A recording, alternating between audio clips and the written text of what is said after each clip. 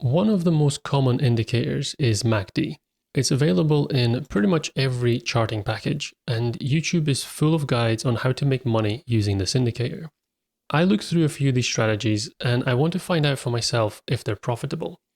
In this video, I'm going to backtest the MACD indicator to see if it works. But first, what is MACD? Well, it stands for Moving Average Convergence Divergence. It uses exponential moving averages, EMAs, to calculate this blue MACD line. That line is then smoothed out with another EMA, which gives us the orange signal line. The difference between these two lines is shown in these bars in the middle. That's the histogram. So as the two lines get further apart, these bars get bigger in size. And as the lines grow closer together, the bars decrease. Until eventually there's a cross and the bars switch to the other side and change color from green to red. And that's really all there is to it. So how do you trade this indicator? Well, I looked through a few of the strategies and they mostly boil down to just a few simple methods. And I'm going to go through them one by one. So the first method that I'm going to test is the MACD cross. The way this strategy works is that it simply looks for a crossover between the blue MACD line and the orange signal line. So for example, here, the blue line crosses over the orange line. That gives us a buy signal somewhere around here. And then I hold that trade until the lines cross back over in the opposite direction. So the blue line goes back below the orange, which happens somewhere around here. So let's switch over to my backtesting code and see how this strategy holds up. I'm going to test this on the S&P 500 ETF with a starting balance of 10,000 just to give some context. And for now, I'm going to test it on the daily time frame. I download the price data from Yahoo Finance for that daily time frame and just check that I've got it through correctly, process some of that data, and then plot it out just to make sure that it's actually matching up with what I expect. And this is the price chart for SPY. I then need to get into actually calculating the MACD, which happens down here. So here I calculate the MACD line, the signal line, and the histogram, which is just the difference between the two lines. I then generate the entry signals for that strategy.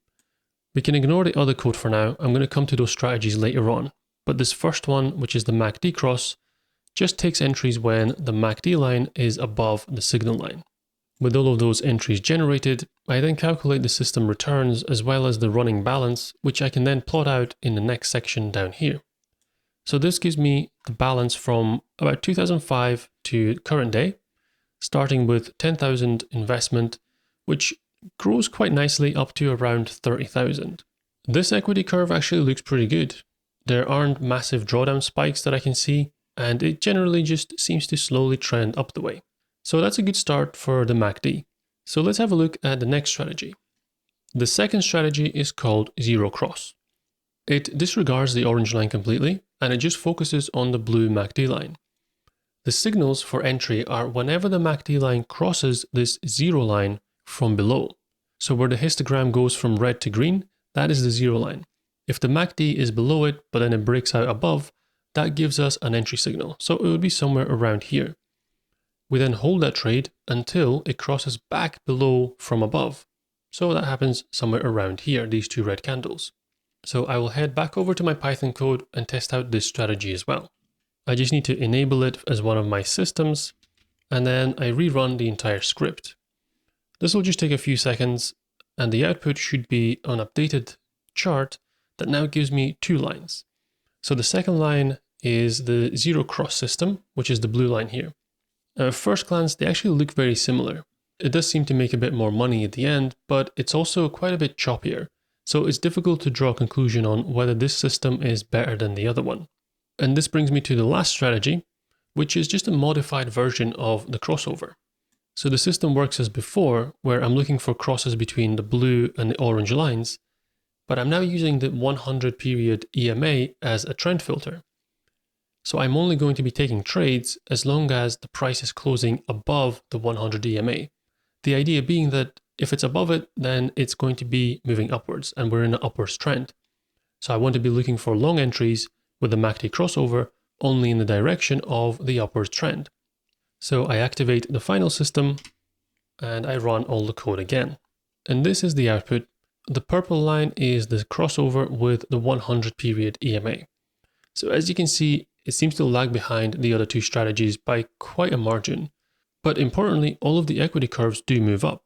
While these results all seem pretty positive at first glance, it's important to compare this to just a simple buy and hold. And I can plot that out on the same chart. If I rerun this code now, this green line is the buy and hold. So if I simply invested at 10,000 at the start, somewhere in 2005, didn't trade at all, just left it all in there, it would finish up with far more than any of those other strategies. And this really puts those strategies into context, because while they are profitable, they don't outperform buy and hold. The equity curve doesn't show the full picture though, so there are a few metrics that I like to use as a comparison. So down here, I've just picked out a snapshot of a few important metrics. The benchmark is the buy and hold. This shows that over that period, it returned about 10.3% annually. However, the drawdown was 55%, which is pretty significant. Below are the same results for the three strategies. You notice right away that none of them performed as well in terms of the annual return. However, their drawdown was also quite a bit smaller than the 55% that the buy and hold generated. In addition to that, they're not in the market the whole time. So then you could look at it a slightly different way that yes, they don't generate as much return in the end, they also don't seem to have the same downside. So it's a balance of risk versus reward and what the trader is comfortable with. As a comparison though, I also want to test this on hourly data. So I'm going to change from using daily to hourly charts from Yahoo Finance and rerun the code to see how those strategies perform, again, against a buy and hold.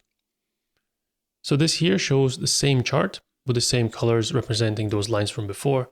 Green is buy and hold, but this time the data doesn't go back quite as far because I'm limited to how much I can download from Yahoo Finance. So it goes back about 2 years.